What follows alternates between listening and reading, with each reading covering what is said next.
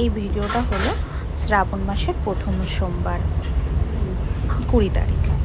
এই যে বাচ্চাদেরকে স্কুল দিতে যাচ্ছি, আর বাচ্চাদের স্কুলে একটা অ্যাক্টিভিটি আছে বলে এই ড্রেস পরে যেতে বলেছে ব্লু কালারের, তাই ওদের ওই ড্রেস পরে স্কুলে দিয়ে পৌঁছে দিয়ে আসলাম। আর আজকে হলো শ্রাবণের প্রথম সোমবার যথেব, তো তার জন্য আমি সকাল 5টার সময় উঠে ঘর দুয়ার গুছিয়ে বাচ্চাদের টিফিন তৈরি করে বাচ্চাদের স্কুলের জন্য রেডি করে নিজে স্নান করে শিবের মাথায় জল ঢেলে একবারে কিন্তু বেরিয়েছি বাচ্চাদের নিয়ে। আর এই যে আমি যাচ্ছি এখন, আজকে কিন্তু আমার হসপিটালে ভর্তি হওয়ার দিন, তাই বাচ্চাদেরকে স্কুলে দিয়ে বেরিয়ে পড়েছি আমার হসপিটালে যাওয়ার রাস্তায়। দুজনে মিলে বেরিয়ে পড়লাম। অনেক সকালে 7টার সময় বেরোতে বলেছে, একটু 15 মিনিট দেরি হয়ে গেছে, কিছু করার নেই। ভাবলাম বৃষ্টি হচ্ছে, বাচ্চাদেরকে স্কুলে গিয়েই তারপরে যাই। আর হসপিটালে চলে এসেছি, এখানে গাড়ি পার্ক করা হচ্ছে। আর হঠাৎ করে কোথা থেকে কি হয়ে গেল বুঝেই উঠতে পারলাম না। অনেক দিন ধরেই টেনশনের মধ্যে ছিল, মাথা কাজ করছিল না। হঠাৎ করে স্টোন ধরা পড়লো।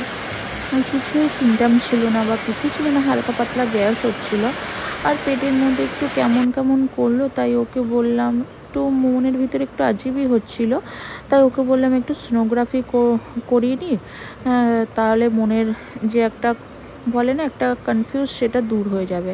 তাই বললো ঠিক আছে চলো একটা গাইনো ডাক্তারের কাছে যাই, গাইনো ডাক্তারের কাছে গিয়ে একটা সোনোগ্রাফি লিখে নিয়ে আসি। তাই সেই কথা মতন সকালবেলা উঠে গাইনো ডাক্তারের কাছে গেলাম, গিয়ে একটা সোনোগ্রাফি লিখে নিয়েছে, সোনোগ্রাফি করলাম, করে তারপরে ধরা পড়লো গলব্লাডার স্টোন। তারপরেই সবার টেনশনে মাথা খারাপ হয়ে গেল, সবাই বাড়ির প্রত্যেকটা মানুষেরই। তারপরে বলা হলো যা করো তাড়াতাড়ি করো, ভালো মতন ডাক্তার দেখাও। আমরা একটা ডাক্তার দেখিনি, দুটো ডাক্তার দেখি, তিনটে ডাক্তার দেখি, তারপরে ডিসিশন নিলাম যে অপারেশনটা করিয়ে নেওয়া।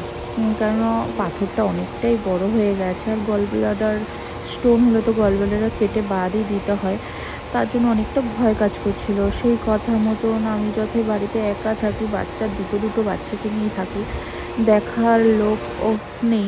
আর বোন আছে, কিন্তু একা দুটো বাচ্চাকে স্কুল সামলে, ঘর সামলে, সব কিছু সামলে ও একা পেরে উঠবে না। তাই সেই সঙ্গে ডিসিশন নিয়ে মাকে কলকাতা থেকে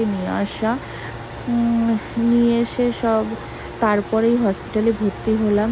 এখন এই যে অপারেশন হয়ে গেছে, হয়ে এখন ছাড়ার দিন, মানে যেদিন ডিসচার্জ হব সেই দিন।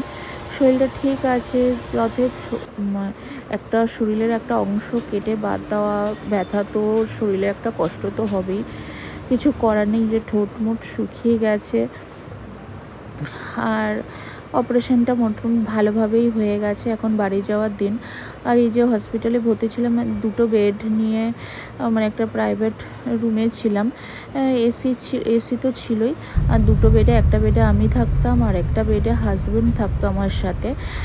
আর বাচ্চারা তো এদিকে বাড়িতেই আছে, মা, বোন, ভাই সবার সাথে ওদিকে। আর এদিকে আমি আর শরীরটা ভালো না থাকার কারণ বেশি একটা ভিডিও করতে পারিনি। এই লাস্টের দিন যাওয়ার সময় একটু ভিডিও করছি। এই যা এখন আমাদের ডাক্তার দেখানো কমপ্লিট, একটু ড্রেসিং করা কমপ্লিট। এখন আমরা বাড়ির উদ্দেশ্যে রওনা দেব। Tata, bye bye.